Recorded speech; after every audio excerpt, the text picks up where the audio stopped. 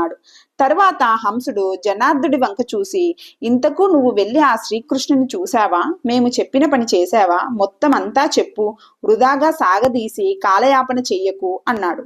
ఆ మాటలు వినేసరికి జనార్దనుడికి ఏదో భక్తి ఆవేశం వచ్చినట్లయిపోయింది.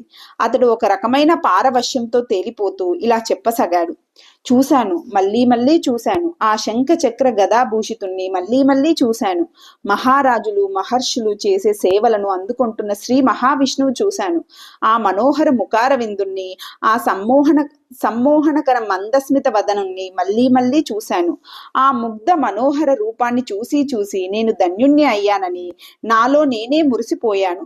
దుర్వాస నారద మునీంద్రులతో బ్రహ్మసూత్ర చర్చలు చేస్తున్న బ్రహ్మస్వరూపుణ్ణి చూశాను. ఆయన మీ సోదరులిద్దరి మీద మండిపడుతుంటే చూశాను.